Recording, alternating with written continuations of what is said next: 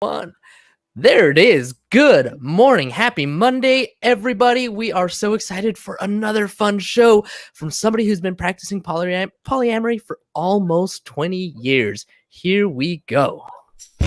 Practicing Polyamory, real-life perspectives from the imperfect people of polyamory.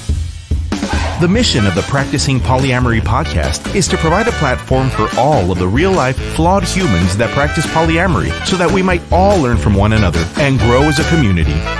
Enjoy the show. Oh yeah, that's definitely a lot more fun. I'm dancing in the background. I like that music. Everybody, welcome to the show. Before we jump to the show, I want to quickly ask each of you listening or watching, please head over to YouTube and search for Practicing Polyamory Podcast and hit that subscribe button for me. I got to get to 100 subscribers before I can create a custom URL, and I want to hit that goal before the end of February. I'm at 19 subscribers so far, so if I can get to 100, I will love you all forever. Please help me out. Also, be sure to find us on Facebook, Twitter, Instagram, and Twitch at Practicing Polya. And if you'd love to follow there, would love that from you as well.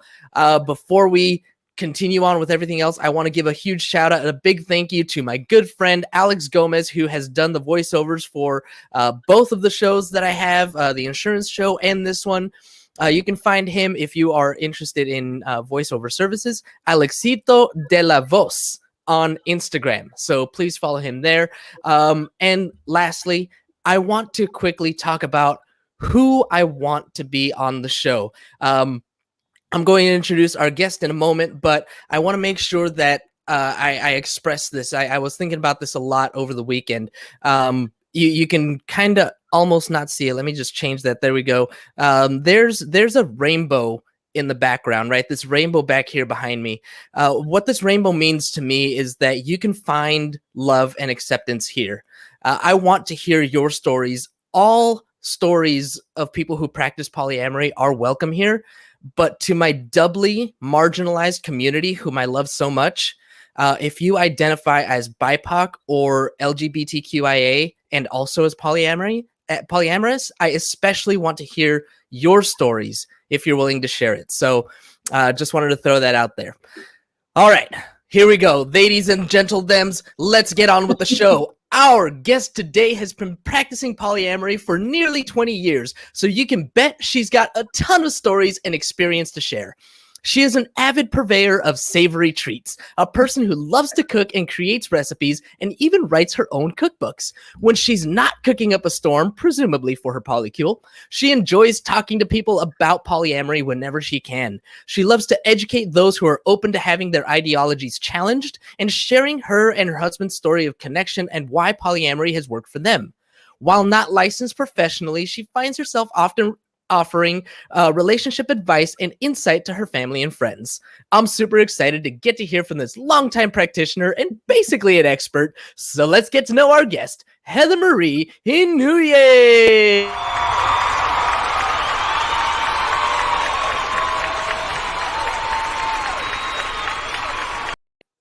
HeatherMarie, welcome to the show. That's something I forgot to ask you pre-show. Did I get the last names pronounced correctly? Close? Pretty close. Inouye. Inouye. Yeah. All right. Well, welcome to the show. Thank you so much for joining us. It is exciting to have someone on the show who's been practicing polyamory for almost 20 years. That's a pretty decent amount of time there. If you can go back all the way back to when you started, how did you first even hear of polyamory? How did it become something that you would even think of? Actually, we'd never heard of it when we started. We thought we started a new thing.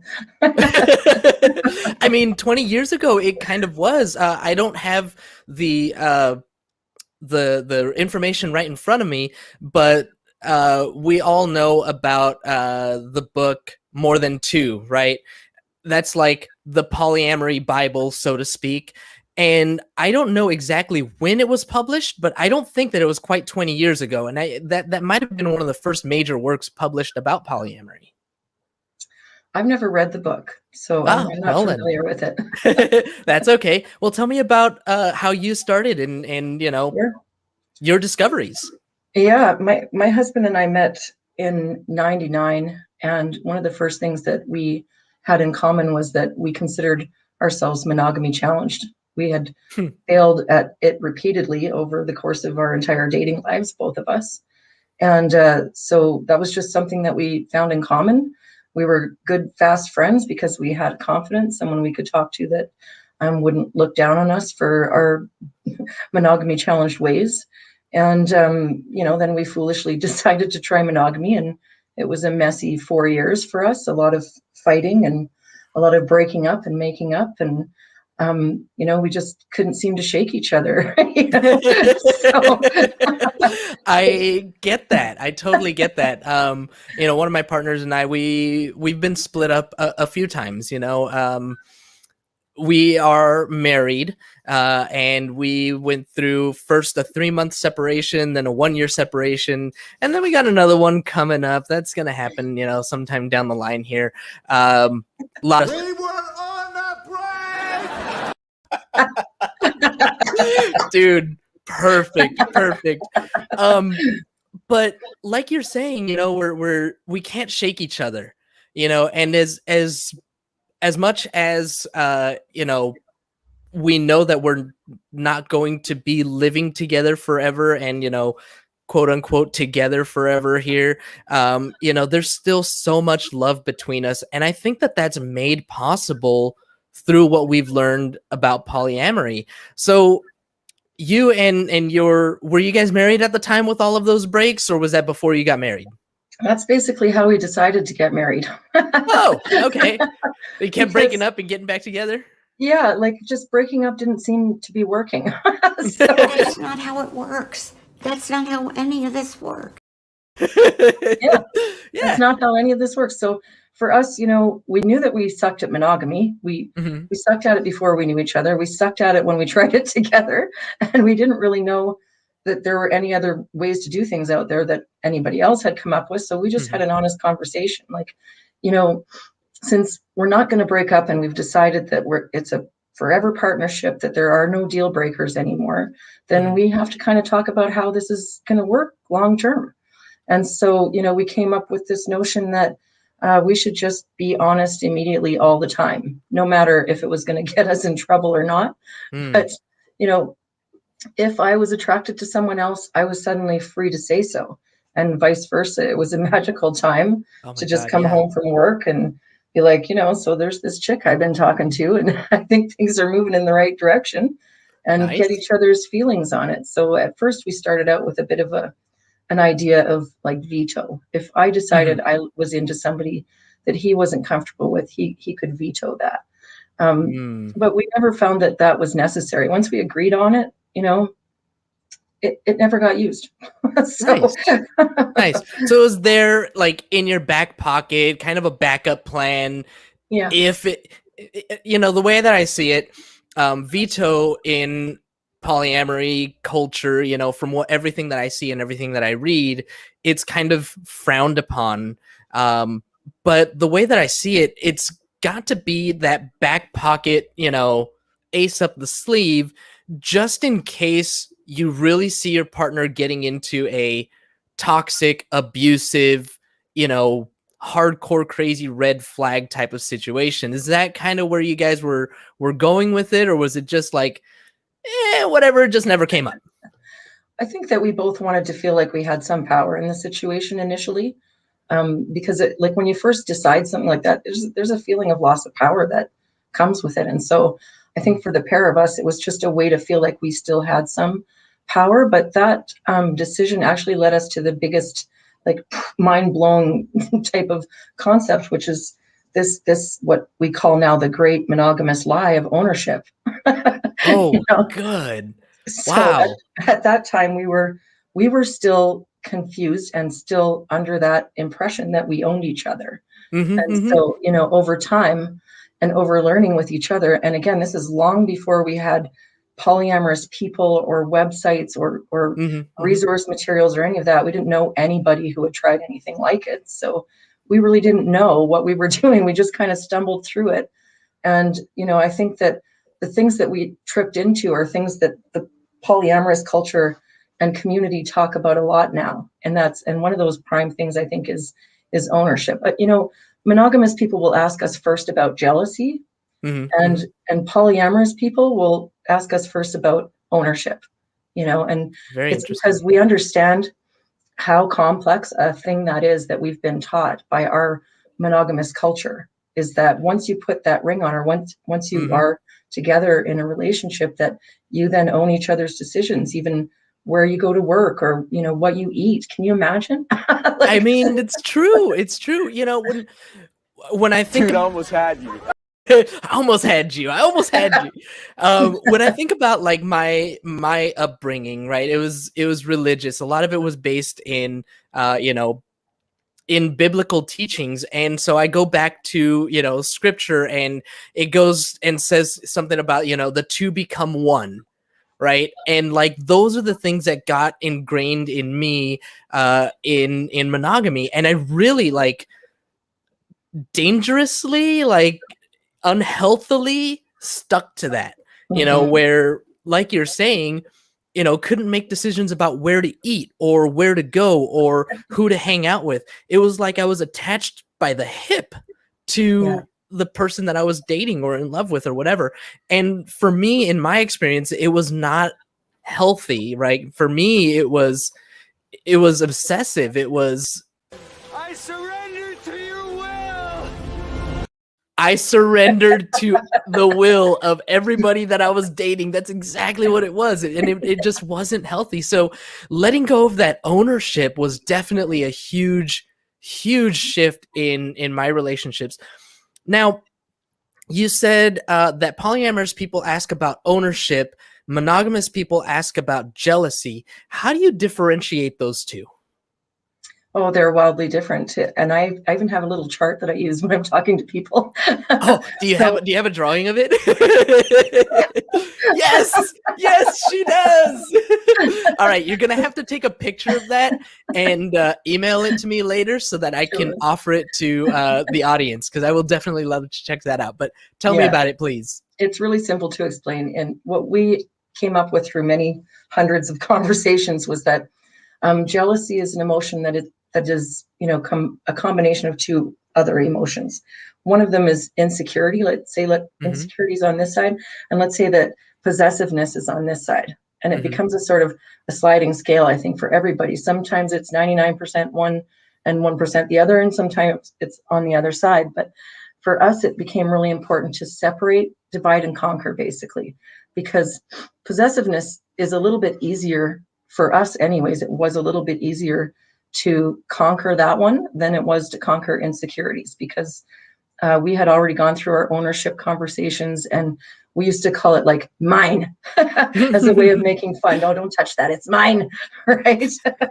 And on the other hand, insecurities, that's something so individual that you have to work on within yourself. And I can't remember if it was you or your brother in the first one that said, opening relationships amplifies flaws. And in my opinion, that's what forces the growth. And so you either crawl back in your shell and decide you can't do it, or you push forward and grow. Yeah, absolutely true. We only grow through contrast, right? There's something that's working against us, and we have to find ways to overcome. So that was jealousy. How is ownership different from that? Well, because he's not a possession of mine, right? He's his life, his entire life, whether we're married or not, is up to him. And that includes whether or not to stay married, or who he wants to spend his time with. None of those things are up to me. I don't even want people to come up to me and say, is your husband allowed to come out this weekend? Because I say, that's a dumb question. Go ask my husband. Yeah, but it's so common, right? If I'm hanging out with my friends and I want to go hang out with my friend and have some beers, like, hey, let me check with the boss first, right? Like that's such a common phrase. Like, let me check with my wife. Let me check with the boss, whatever. And that's that ownership. Fine by me. There's some part of that in relationships we have a give and take, right? Especially if we have children or any other kinds of responsibilities. And even in our polyamorous relationships, our boss might be our Google Calendar, Right. Well, let me check with the boss. Let me just pull this up real quick and see, see if I'm free that night. Okay, I am. Hmm. So there's still a level of commitment, I think, that we have to our other partners or to other parts of our lives. Mhm. But the ownership that you're talking about is really Yeah. detangling our relationships or Yeah. detangling our relationship to become individuals, right? Yeah. I want to double down on that a little bit too, because, Sure. yes, it's as if to say that, what you do with your life isn't up to you anymore. And what I want to combat that with saying is that if it was my power to give that to somebody, it's also my power to take it back. Mm, Just because I yeah. promised something forever, that's a promise I made that I can keep or not keep, you know? So I guess it's a deeper level of understanding. I can see how the insecurity and possessiveness ties into it, but Hmm. to me, jealousy is not ownership. Ownership is a concept that comes from our culture and our society, whereas jealousy is an emotion, which it comes from my opinion, it comes from the root of the two things, insecurity and possessiveness. And Hmm. possessiveness is just part of the human condition, and so is jealousy. They're just conversations, right? Yeah, absolutely. You know, I've been saying it, Miguel. Huh? I've been saying it. And so you practice this pretty often with some friends, some family. They come to you. Yeah. Are you seen as kind of a relationship expert, maybe because you've had a bunch or because you've managed to keep, this one going through non-monogamy? Like tell me a little bit about those conversations that you have with friends and some of the questions that they might have for you. Yeah, most of my friends are monogamous, so the same with my family. The Hmm. conversations that we have with friends and family are most about one of the unhappy couples or couple members will come to us and be, you know, my husband does this or my wife does this, and it's just a big complaint, and they need some advice. Hmm. They see us as, it's not that we've been together 21 years, it's that we've been together and happy for a super long time. It On a side note, when some people will say, like, what's the secret to being together so long? The answer is you don't break up. It's not It's complicated. that easy. Do or do not. There is no try. That's it. That's Exactly. it. You There is just no don't try. break up. Yeah, That's right. that You just don't break that up. makes so much But if sense. you want to have a happy relationship, well, that's a Yes. totally different question, isn't it? Ooh, ooh. Now that's a point. Okay. So what's your secret? How do you keep your relationship happy? We have a ton of secrets, but most of it is just based in kindness. When I first got engaged, my mom said to me, just be good to each other. Hmm. And it seemed like kind of a boring thing to say. It didn't really make sense to me. That was my first marriage anyway. So it wasn't until many, many years later that I came to understand what a profound sentence that is. Be kind to each other. It's not always easy, Hmm. but if your reaction to each other comes from a root of kindness, then that is the answer to a long and happy relationship, is to have empathy for each other, be kind to each other. Even when you want to yell at each other, you got to kind of bite your tongue, listen, hear each other out, and accept and understand where people are coming from. That's not so easy. You say it Hmm. like it's easy, but it's not easy. It takes practice. But of all the tricks we have, every single one of them is rooted in kindness somehow. So I've got some examples here. I made notes. Yeah, yeah. Let's talk about it. Let's talk about it. I love someone who's prepared. Okay, so when couples come to us, or triads, or whatever the case may be, will come to us with questions, we have kind of like 5 little cans that pretty much answer almost anything. But the most common is this one: work on you. And Oh, it yes. comes from this root of, if I spend all my time telling him what's wrong with him, then he's going to spend his time telling me what's wrong with me. And Yeah. that's a stupid way to spend time, because I'm old enough to know what's wrong with me, and He's old enough to know what's wrong with him. Nobody needs to tell us that. Yeah. Trust me, I'm my own worst critic. I know everything that's wrong with me. Exactly. To a detailed point. Yes, probably better than you do, I promise. Yeah, exactly. So it is a wasted energy to spend time that way. And I think that a lot of couples get stuck there, and what they don't realize is that the way out of that is just what they're hoping for.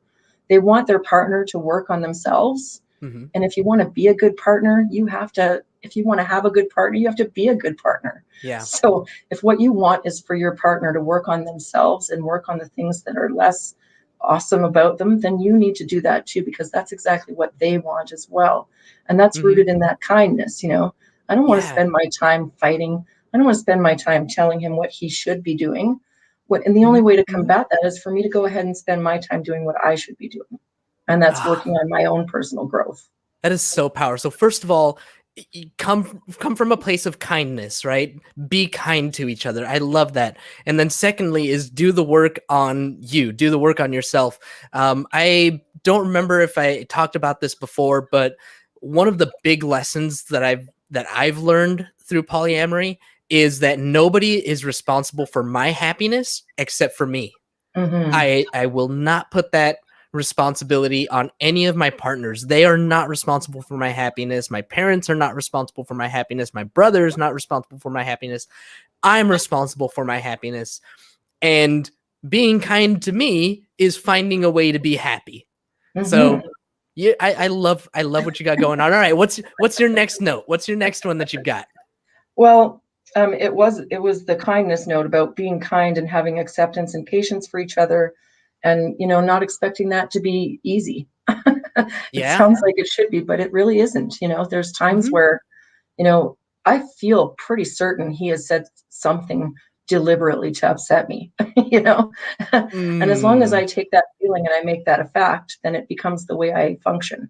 And so part of that kindness and acceptance and patience is understanding that we're going to say stuff that's really going to bother the other person, and it's going to start fights, and things aren't going to go well for a few hours or maybe a few days, but in the end, the only way to get back from that is to go back to kindness. Really think about how you would feel if you were in their shoes, and not like, if I was him I would do this. I mean, if I was him I would feel this. That is absolutely a different way of going about it. Sounds like you were getting commentary there. Curious peek in the door. Yeah, no, that's definitely a different way of going about it. If I was him, I would have done this, or I would do this. No, if I was him, how would I feel about this right now? That empathy. Because I swear sorry to interrupt. One of them is based in spite. One of them's root is spite, and one of them's root is kindness. Yeah. See what I mean? Yeah. No, it's absolutely true. And I was going to say that a lot of times my partners are better at this than I am. I can get stuck in my own head and just like upset about whatever it is that's going on, or just upset at the situation, and losers always whine about their best. So true. So true, right? I just get stuck in it. And I'm not even gonna try and say anything other than I appreciate my partners when they think better than I do, when they're able to put themselves in my shoes better than I'm able to put myself in theirs. And but that's all rooted in that kindness, and I love it. I love it. And that's what it's all about. Isn't it great to have more than one person to bounce your feelings off of? Right? Like in those years where I've had a really close boyfriend or girlfriend, to be able to go over and be like, my husband, he's a great man and he's good at all kinds of things, but this particular emotion is not his strong suit. So, I can show up at a girlfriend or boyfriend's house and simply say, can you help me through this feeling? It's a magical thing. It's a magical thing. And sometimes the help isn't like to talk it out. It's just listen. listen or Yeah. be held or whatever. Yeah. There's like this level of intimacy, right, that we have with our romantic partners that maybe we don't always have with friends. And I'm not speaking for everybody, because there's a lot of people that are able to have this kind of intimacy with their friends also. But for me, in my experience, there's a higher level of intimacy with a romantic partner that, yeah, if I'm, going through something and I can't talk about it with, one partner or one person, I have this other person to lean on. And that's polyam benefits. What are the There's polyam so many. benefits? Yeah, what are the polyam benefits? 60% of the time, it works every time.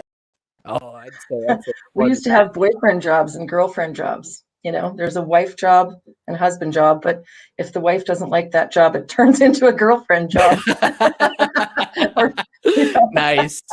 That it works. Here Yeah. here at our place, I'm not a great cook. My partner, she does pretty well, but it's not like her passion or anything. But her partner, he comes over, and man, we have some really good dinners when the two of them are in the kitchen. I'm over here working, and Get in my belly! and that's all I got to say. I walk outside and I'm like, "Yep, you guys made dinner. Get in my belly." It's the best. It's the best. Yeah. So many Shopping. benefits.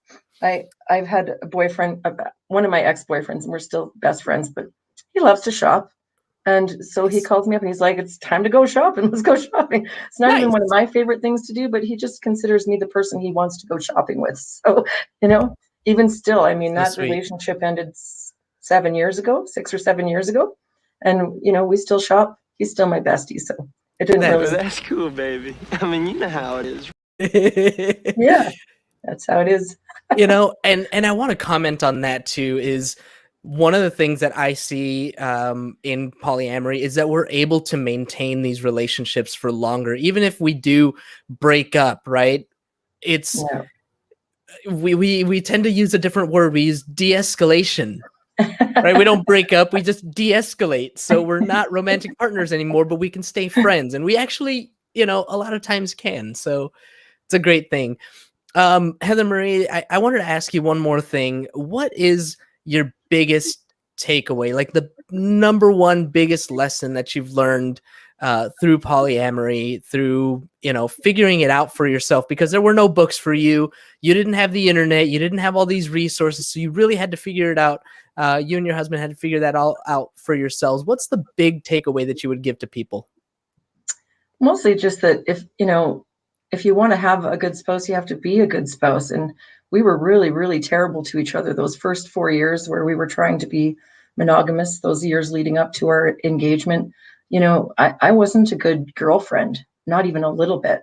And he wasn't a good boyfriend. And so coming to this decision that we would just go ahead and live our life in a different way than what was expected helped us both really to be better people and better humans and better spouses for each other. So, I think it's not for everybody. Certainly we don't recommend it most of the time. Like you said about amplifying flaws, it's so real. And we've seen it happen so many times that, it's not for everybody. It's a pretty small, I think, pool of people who can succeed at it. And so I just feel gratitude that we're among them. Nice. Skills I've acquired over a very long career. Yes, I love the choice of movies, you guys. Every single one of them. Yeah. Well, give it up to the business bro back there at Business Bros Pod for anybody tuning in. If you want to hear some good business advice, check us out on our other podcast at Business Bros Pod. Heather, I just want to thank you so much for coming on the show. It's really been a pleasure to get to know you, to get some insight from you. And if you do get licensed or even if you don't, and you start that, side business of being a relationship coach, I will be happy to have you on again so you can promote that. Sure. So if you do make that happen, please let me know so you can come back. Otherwise, is there anything that you would like to share? Any kind of, if anybody wants to get in touch with you, are you open to that? If you want to share that, if not, that's totally fine too. No, I'm here for anybody, anyone in the community. in the LGBTQ community, anyone who needs to have an ear that's understanding, I got all the time and all the ears. So where can people find you? Facebook. Facebook? Yeah. I mean, I don't know if we can link to that kind of stuff here, but I'm just regular on Facebook like everybody, I guess. All right. HeatherMarie Inouye? Inouye. Yeah. Inouye. Yeah. All right. We'll definitely post those links in the comment. I don't think it means what you think it means. Oh, what does it mean? We'll post those links in the commentary on our show notes, all that good stuff. So if anybody wants a listening ear, HeatherMarie is here for you. Thank you so much, HeatherMarie. Absolutely. For everybody else listening, thank you all so much. As always, really want to thank our live audience for tuning in today.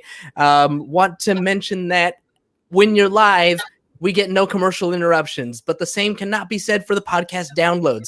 If you want to avoid the commercial interruptions, be sure to catch us live Monday through Wednesday at 2:30 Pacific time, or sign up for Patreon, where we're not only going to get commercial-free RSS feed, but also Patreon-only content like reaction videos and Q&A with our upcoming professional guests. That's right, we're going to have professional guests coming up, like therapists and accountants and lawyers and all that good stuff. So that's all coming. Don't forget, of course, to subscribe, rate, and review the show. If you want to be a guest, I would love to have you on and learn from you. Go to www.practicingpolyamory.com. Make it super easy, or reach out to me on all social media at practicingpolyA. That's it. That's all we got. Thanks for hanging out with us today. Everybody, please have a great day. Have a nice day! Thank you for tuning in to the Practicing Polyamory podcast. Would you or someone in your polycule like to be a guest? Sign up at practicingpolyamory.com and join the conversation. Please support us by subscribing, liking, and following us on social media at Practicing Polya by clicking any of the affiliate links on our website, or by subscribing at patreon.com